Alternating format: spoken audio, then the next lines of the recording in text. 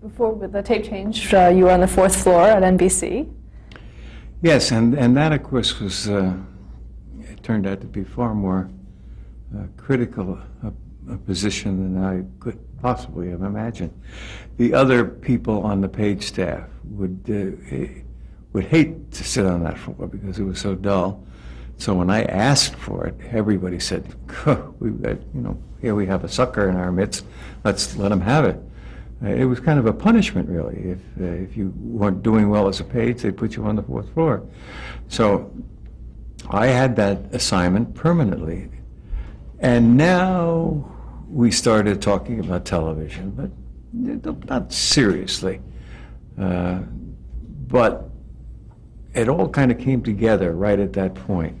NBC Radio had a department called NBC Television. There was a vice president of NBC Radio who was in charge of television.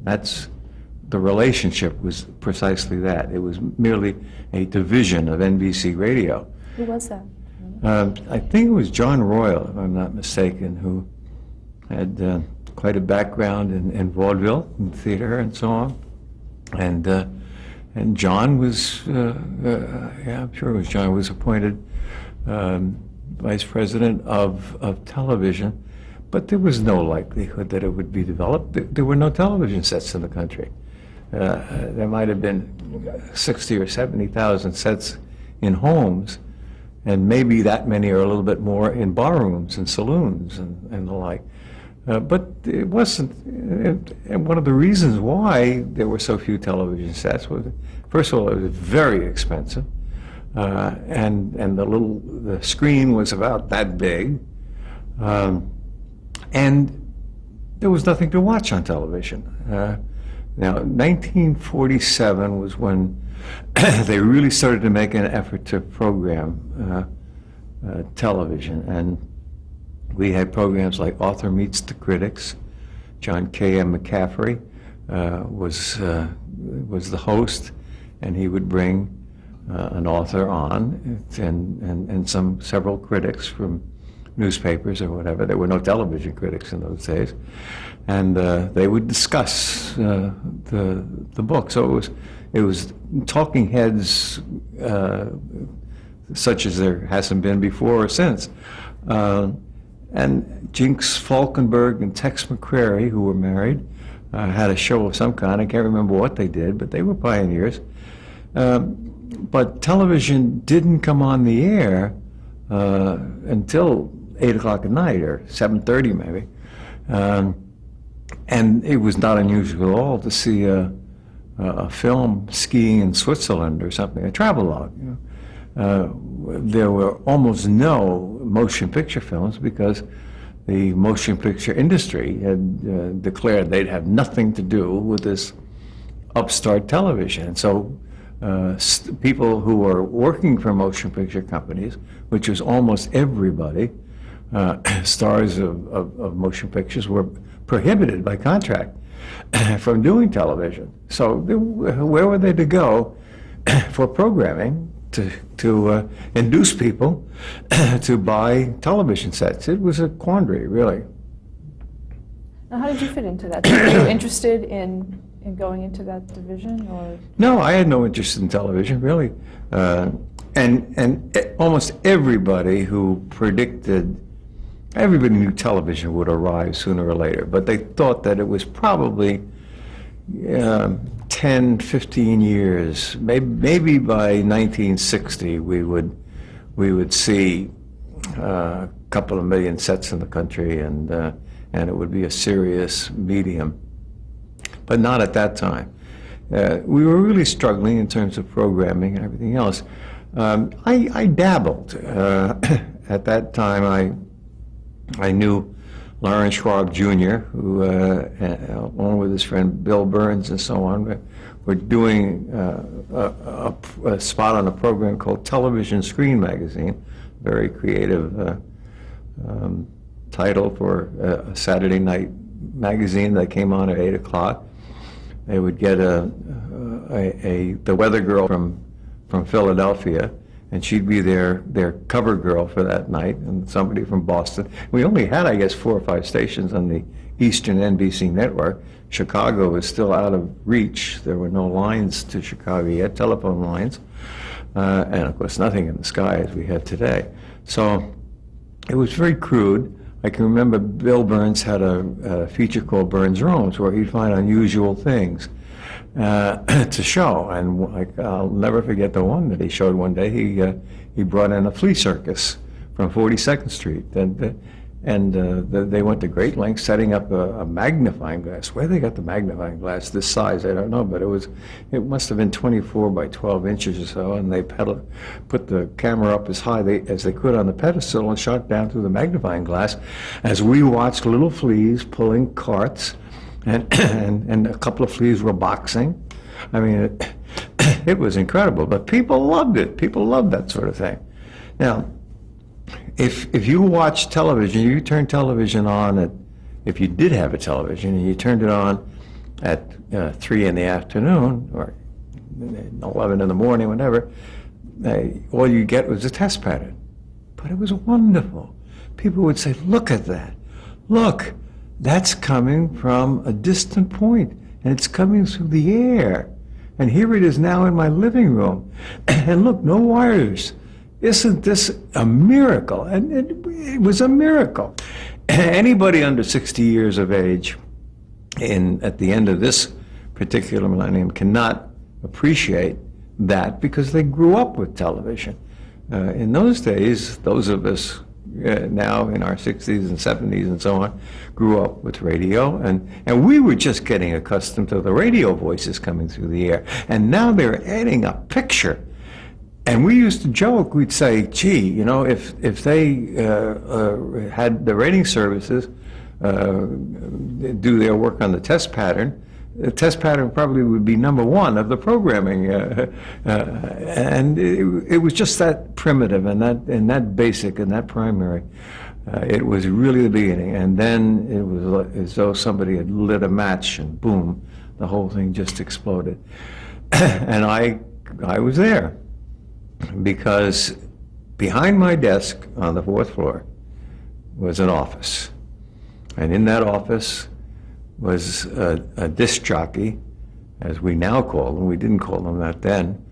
He was the host of the early morning program on radio in New York, which was WEAF then, not even WNBC. And he covered the period from 6 a.m. to 9 a.m. And he played records, no tape, because tape hadn't been developed yet. There was no audio tape. So everything was the 78 record. The 33s were not developed yet. 33 revolutions were not developed yet. So he would play records, or his engineer would play records, and he would play the piano, and he would talk. And that took up 3 hours, Monday through Friday, Monday through Saturday, I forget which.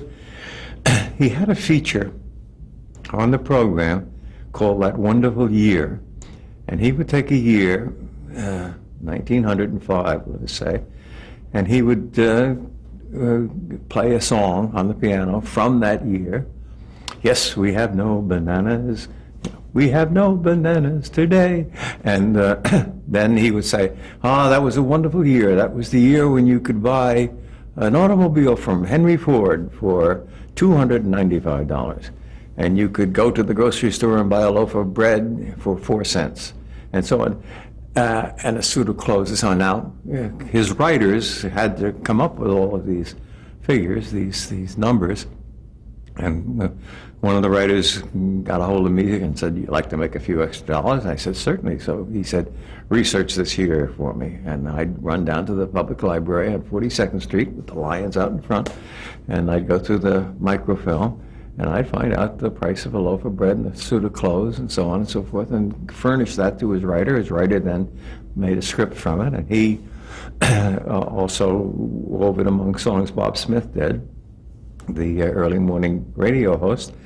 And so it was, that was the contact. I mean, I worked part-time for him in a sense, or really for his writers more than for him. But we had the relationship, we had the association. Then, in 1947 now, I'm now back from service for about a year, and the people in television decide that, yes, the only way we're ever going to sell sets is to give people something really good to watch. So, and we shouldn't ignore the children. And CBS had a program that they were doing then called Lucky Puppet. It was a hand puppet program. It was not bad, with Houdini, the magician. It was quite good. Meantime, in Chicago, Bert Tillstrom was working very hard on Kukla, Fran and Ollie, and Fran Allison, God bless her. And they were going strong, but we couldn't see them because the cities were not linked. We had no telephone line, so that was happening out in the Midwest. And so they asked Bob Smith, would he be interested in hosting a children's program? Bob said, certainly, that'd be good. And so they got a fellow named Frank Paris, who was a puppeteer, but a marionette puppeteer, not hand puppets. And he had kind of an ugly puppet that he brought. I mean ugly in an ugly sense. He was just was. I don't know why he ever made the puppet the way he did, but he was just not a pleasant-looking puppet at all. And so Bob Smith became the voice of the puppet, and they decided they'd call the puppet after what he did every day. He'd say, well, howdy doody, boys and girls. And Bob Smith would do the voice off camera, and then he would, standing right next to the puppet, he would talk, and there would be a play between Bob Smith and the puppet. Well, they were to go on the air in December of 1947, December 28th, and Bob couldn't get people to work with him. The radio actors wanted no part of television. They were making a fortune in radio, doing soap operas and comedy shows and everything else, and they laughed. They literally laughed because nobody paid any money. There was no money. There were no advertisers, nothing. And really, I think, to a great extent, in desperation, he turned to me, the page on his doorstep, and said, would you like to help with this? And I said, well, sure, I guess I can rearrange. It was a Saturday program at that point. I guess I can rearrange my classes a little bit and give you that time. And he said, well, I'd be grateful. And so I then joined the program, looking just exactly like myself, a young kid in a sport jacket in those days. And I would bring prizes to the children who would won a contest or something of that sort, and make sure the props were there when we needed them for this or that. The unions were just didn't exist really in those days.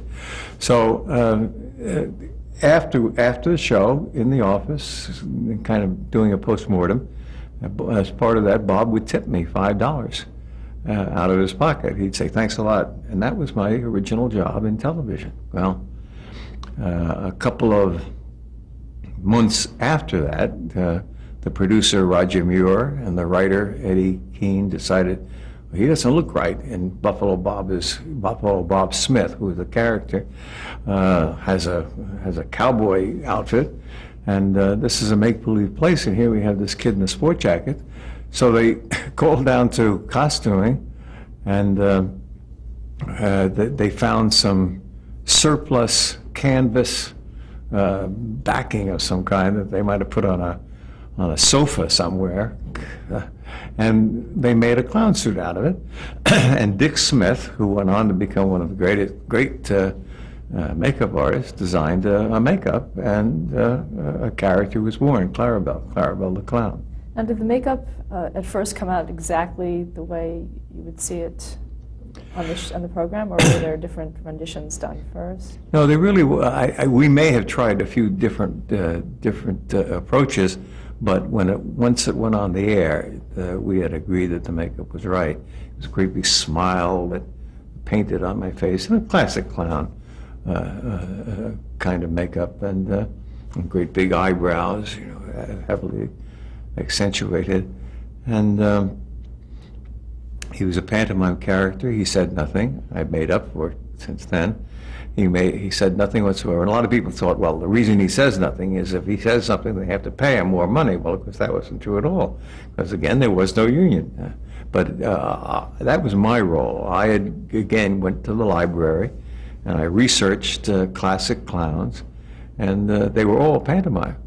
And I fortunately sold everybody on the idea of doing it, and they were kind of comfortable, I think, because they didn't know whether they could rely on me to talk on television. So I became a pantomime character, but they gave me a horn that was attached to my belt, and I honked. And of course, the thing that Clarabell did more than anything was carry a seltzer bottle and squirt Buffalo Bob Smith and other characters at the appropriate time, and it was much fun. The children loved it, and the show became quite a success. And then a few months after that, Frank Paris, the puppeteer, was asking for more money, and NBC decided they couldn't pay him more money. And so they went out and they got somebody to create another puppet, and this time a very attractive, freckle-faced little thing, who we now think of as Howdy Doody, in looking back at the show. Can you describe the original puppet? It was as I remember it, he was a kind of a square-faced, unattractive nose and hair that kind of flopped over and everything. It just wasn't what I would call an attractive puppet. So Buffalo Bob and NBC created this new character, Howdy Doody, and the new Howdy Doody, and we were going along very nicely. This was now 1948 in the spring, and the whole nation was taken up with the election process. We were going to elect Thomas Dewey, our president, in November. I mean, that was a foregone conclusion. There was no question. Thomas Dewey was running against Harry Truman, and Harry Truman certainly didn't stand a chance of winning. I mean, after all, the man was in office only because of the tragedy that had occurred with Franklin Roosevelt's death, and he certainly wasn't going to be our president for another 4 years. And Howdy Doody, Howdy Doody said, you know, it's nice that Mr. Dewey and Mr. Truman are running for president, but shouldn't the kids of the country have a candidate? So he declared himself a candidate for president, and he was going to offer a Howdy Doody for President campaign button. I can recall very clearly a meeting in Bob Smith's office after a show one day. Bob Smith and his manager, Marty Stone, were there, and I was there. I don't know why I wasn't really involved in the discussion, but I was there, and Roger Muir, the producer, was there. And then there was a new executive from NBC who was there, and he just arrived on the scene, and they gave him this assignment, and the discussion centered around how many buttons should we order if we're going to offer it on the air. You know, we went around, somebody said maybe 1,000, somebody else said maybe 3,000.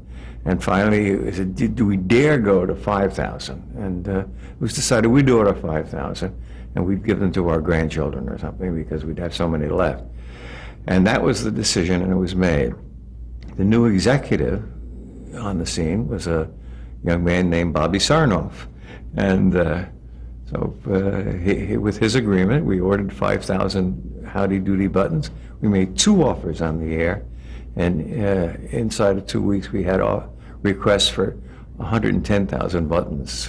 And in a sense, that's when all of us, not only at the show, but at NBC and at advertising agencies and other places, kind of realized, hey, we've got something here. Television has arrived. Because what we didn't realize was that there were so many people around each set. It wasn't just a matter of how many homes. It was, if you were the kid on the block with the television set, you'd invite 12 or 14 of your friends in to watch Howdy Doody in the afternoon. And the same thing happened in the evening. There are famous stories about Milton Berle on Tuesday night when he went on just a little after this time. And Milton Berle was so popular that motion picture theaters were empty on Tuesday night. They gave away dishes. They did everything to get people to come to the theaters. But there were now 10 and 15 people around every television set in the community one. So when we gave that many Howdy Doody buttons away, we said there's a medium here that is now maturing. The sales department felt the same way, and they used it as a great selling tool. And advertising agencies kind of woke up and said, whoops, it's not just radio anymore. We've got to start looking at this new, kind of like people looked at cable television 10 years ago in the advertising business, and now they're saying, well, it's an incredible medium. Here at the end of the century, it has matured. But 10 years ago, it wasn't serious. It wasn't something that they took seriously. So that was a very, very important point of demarcation. We really felt that the world had happened at that point, that the television had matured, not in 1960, but really in 1948 and 1949. What did that do for sponsorship of the show? Well, we got sponsors. We got them really right away. It was a fairly reasonable kind of program to buy in those days. But I can remember we had Wonder Bread and Colgate toothpaste, because I was involved in the commercials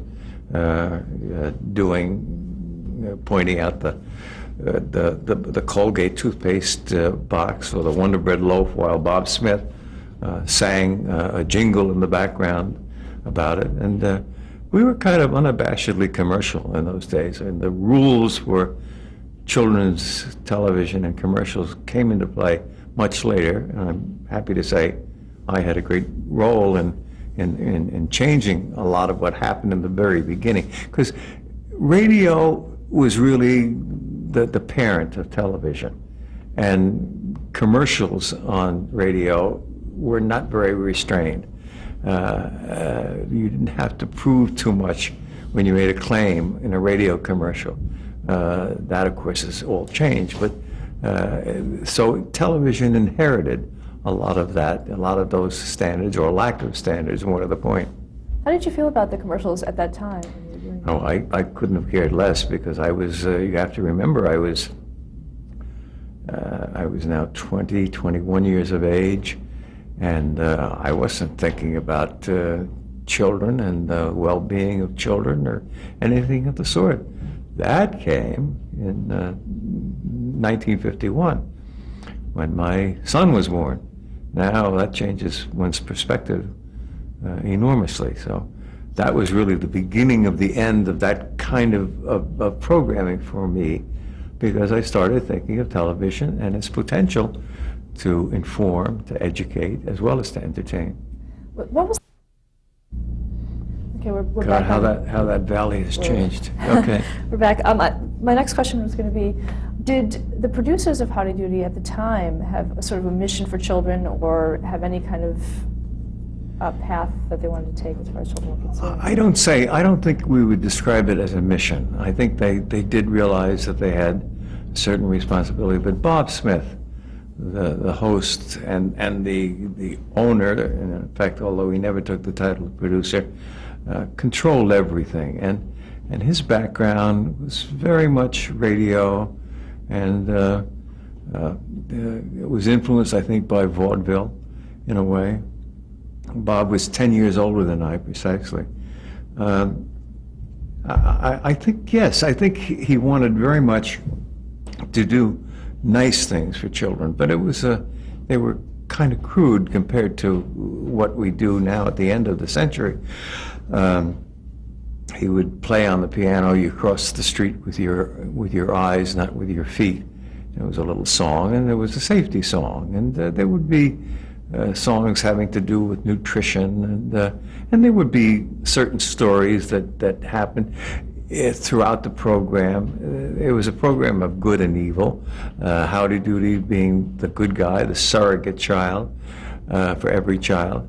And there was Mr. Buster, Mr. Buster, who always had schemes to take over anything that Howdy had. And Dayton Allen played Mr. Bluster and was just an absolutely wonderful character. So there was that conflict all the time, and good won out. Good won out. There's no question about it. And honesty was important. There was behavior modeled that we thought was enormously important to to give to children, to show to children, and but not in the sense that later on Captain did or Mr. Rogers did, or in the sense that Sesame Street did. It was that all those programs were much more structured and deliberately so. What age group was the show? Well, I think, as I recall, what we actually did, it went to all levels because of the novelty of television, and what is true here at the end of the century was true then. If you were able to appeal to children of 8 or 9 or 10, you would also get the younger ones. If you structured a show to get the 3 or 4 or 5-year-olds, you wouldn't necessarily, probably would not get the older ones. So that's pretty much what happened with Howdy Doody.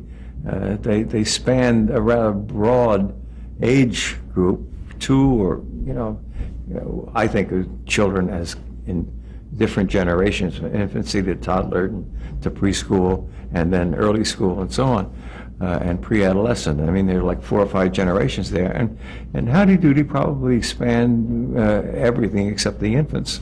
The neonates were not quite ready for Howdy Doody yet. Hey, let's stop here to change the tape. Did you